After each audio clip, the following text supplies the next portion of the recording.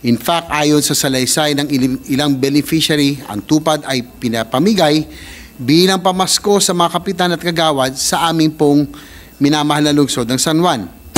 15,000 sa bawat kapitan at 7,500 sa bawat kagawad. Pero kung kalaban ka, hindi ka kasama sa Christmas party. Ang 7,500 pesos na ayuda, naging 1,000 pesos na transfer fee. Ang 6,500 pesos naging cash in ng mga ganid na politiko tulad ni Mr. Mayor at Mr. Councilor.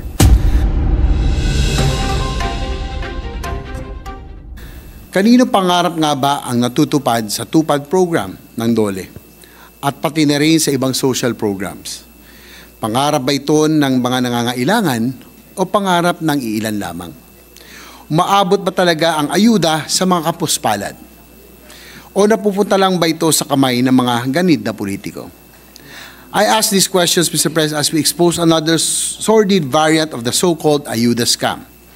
I recently received 2 videos on this modus. In the first one, a victim from Barangay Balumbato in San Juan City states that he was approached by the staff of a councilor, binigyan siya ng transaction code para sa Palawan Express at inutusan siya na i-claim ang 7,500 pesos na tupad.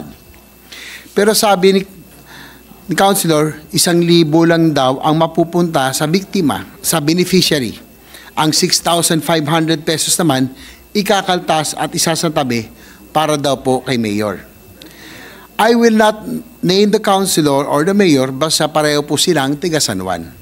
Let the videos speak for itself. Ito po. Sir Rafi, magandang gabi sa inyo. May concern lang po ako kasi po sa kakuha lang namin kanina ng pera sa tupad. Tapos yung nagbigay sa amin noon ng code sa Palawan, isa sa may-ari ng inuukahan namin at saka staff po siya ni Paul Arcadi. Ngayon po, ang sabi sa amin, pag na-withdraw na namin yung pera, 1,000 na daw yung kukunin namin. Yung 6,500 daw, ibigay sa kanila para daw yun sa kay Mayor. Yun po yung sabi. Tapos po, hindi ko po matanggap yun kasi po yung pera na po yun, yung makukuha ko, itulong ko po sana sa tiyuhin ko na may gouty po, hindi na po nakakalakad.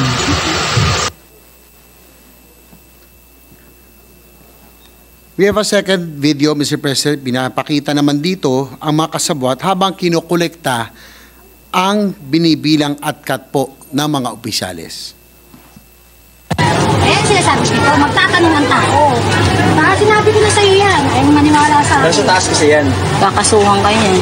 Kaya nga, Kahit na hindi naman sito makakasuhan. yung sa taas nun, Hindi yan ang kasuhan nyo. yung mawak nito, kasi pupunta sa dulo ito mag-iimbestiga yung dulo niya. Oo nga, pero hindi, tanong sa akin, binigyan mo na kayo ng Oo, tama yun.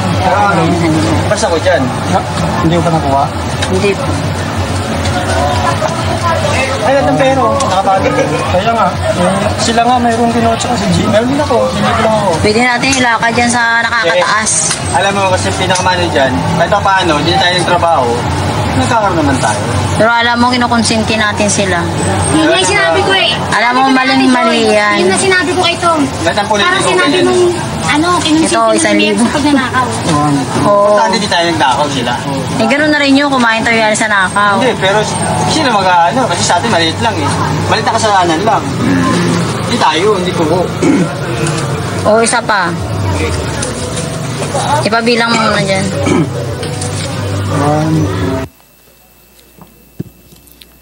Mr. President, my dear colleagues, these videos were originally addressed to our colleague, Senator Tulfo, and they provide a clear answer to my questions earlier.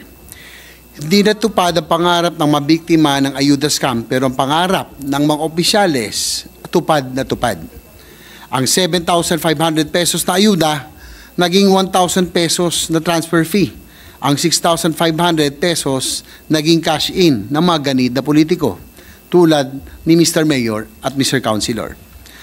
Kaya nila siguro bininaan sa Palawan Express para express lane ang pagkupit. In fact, hindi nga ito simpleng kickback, remittance na po ito. But all jokes aside, Mr. President, this is not the first time that TUPAD has been mired in controversy. And no less than the Commission on Audit noted major irregularities in the program in 2021 and 2022. In fact, ayon sa salaysay ng ilang beneficiary, ang TUPAD ay pinapamigay bilang pamasko sa mga kapitan at kagawad sa aming pong minamahal na lungsod ng San Juan.